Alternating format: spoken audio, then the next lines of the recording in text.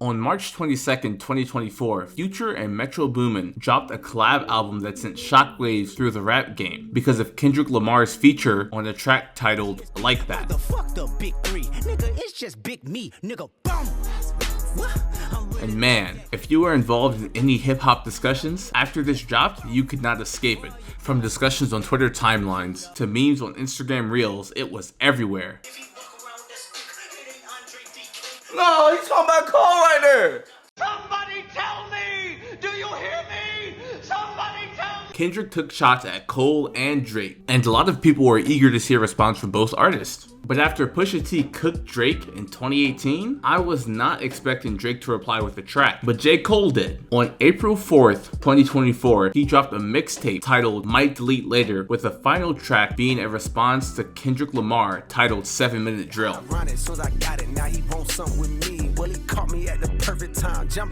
My exact thoughts were, it's a rap civil war now. I was sitting in the Discord call with my friends, talking about who could get involved. Kendrick is definitely gonna respond, but what if the track was produced by Ye? If Cole makes another track, would it feature Drake? I was hoping Pusha T would team up with Kendrick to body Drake again, but that's just because I like hating on Drake. I like his music, and he's one of my most listened to artists, but man, do I like making fun of Drake. People were even having pretty interesting discussions about what Cole was saying about Kendrick. You got one hot verse every 30 months. 4 albums in 12 years, you do not run shit. I'm happy he said it. If he wasn't dissing, we wouldn't be discussing. We wouldn't be discussing. Yeah.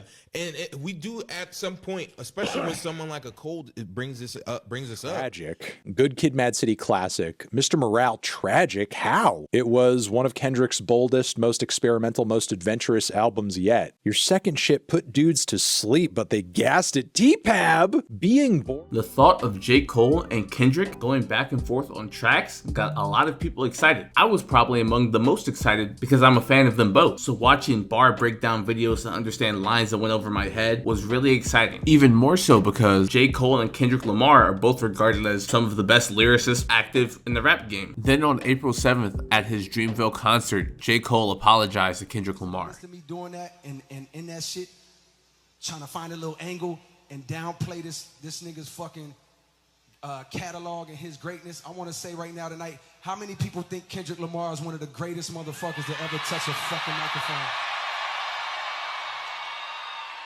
Dreamville, y'all love Kendrick Lamar, correct?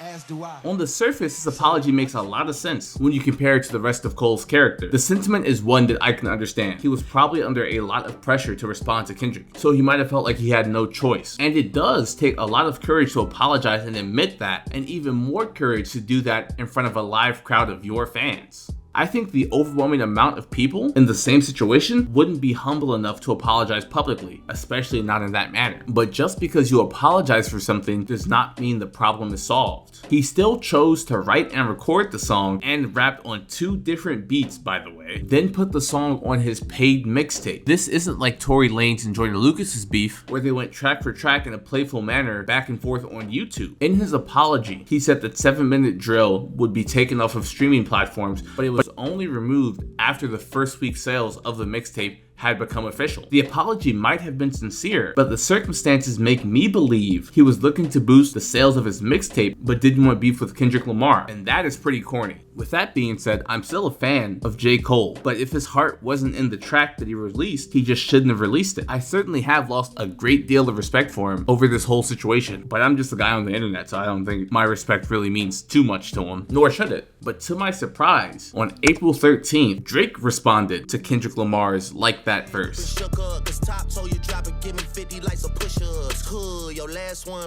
And it seems like he was taking shots at Kendrick, Future, Metro, and Ross. I will say, I did not give Drake enough credit. I thought when Cole apologized, Drake would just stay silent. I mean, it's the safest option. Cole was getting clowned by the entire fandom, or at least a very vocal portion of it, and Drake wouldn't have been forced into another Pusha T situation where he might have trouble competing lyrically with another artist, or risk being embarrassed. But he clapped back with a respectable track, then went back to back on April 19th, releasing another track titled Tailor Made Freestyle. You trying to let this shit die down? Nah, not this Then on April 30th, Kendrick Lamar dropped his highly awaited response titled Euphoria. It's not nobody can tell me. I don't want to talk on no silly. You know I got language. Then not even 4 days later, on May 3rd, Kendrick went back to back and dropped another diss titled 616 in LA. I can see the vibes on act. Even he looking compromised. Let's peel the layers back. Ain't no A few hours after that, Drake dropped another diss titled Family Matters. Hey, Kendrick just opened his mouth. Someone go hand him a Grammy right now. Where's your uncle? And not even 20 minutes later, Kendrick Lamar dropped another track titled Meet the Grams. I wanna see what's under them achievements. Why believe you? You never gave us nothing to believe in. It was a very busy May 3rd, and man, I was hyped. These guys were sending shots at each other, real hard-hitting shots. I was thinking that this is the most exciting hip-hop has been in a long time. Then I slept on it. When I woke up, I realized I don't have the stomach for it. As a fan of both of these guys, I felt disgusted. If what these guys were alleging about each other is true, then a lot of people need to be in handcuffs. Allegations of domestic violence, sex trafficking, and pedophilia. Those things go beyond just saying you don't like someone. It was at this point where I realized why J. Cole decided he wasn't interested in this beef. People have also claimed that J. Cole and Kendrick had a conversation after 7 Minute Drill released, where Kendrick warned Cole that the beef might get dark out of respect for J. Cole. And speaking of dark, Meet the Grams made me really uncomfortable, and it wasn't even about me. But then Kendrick dropped Not Like Us on May 4th, the very next day.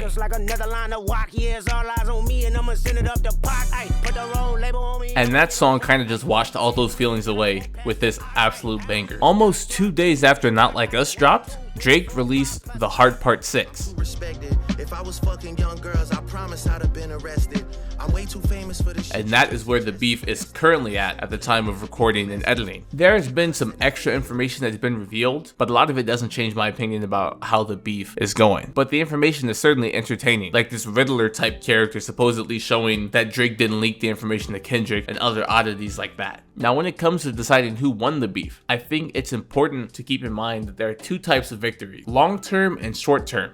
The short term is basically which side wins the public initially. For example, when Drake dropped Push-Ups and followed it up with the tailor-made freestyle, Drake called out Kendrick for taking a long time to respond. So when Euphoria, Kendrick's first response, came out, people criticized it for how long it took to release, despite the fact that it came out 17 days after Push-Ups versus the 22 days it took Drake to respond to the Like That verse. Then later, we had the momentum of Family Matters being partially cut by the release of Meet the Grams. Then the release of Not Like Us to metaphorically smother Drake, going back to back several times in this beef. Not Like Us went on to break several records, be #1 in 50 different countries on Apple Music and Spotify, and sell the equivalent of 500,000 units, making it eligible for gold certification. The momentum behind Not Like Us was so impactful that Drake's response track, The Hard Part 6, got over 1 million dislikes on YouTube. Regardless of if you are a Drake or Kendrick fan, it is clear that the public perception is that Kendrick has almost certainly won the beef as of right now,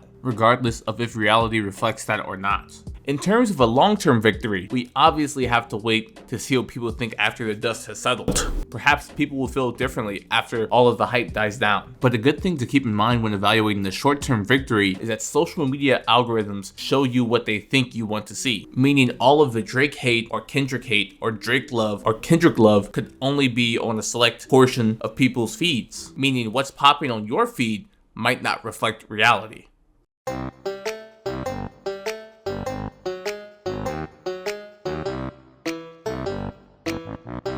Metro, shut your whole ass up and make some drums, nigga.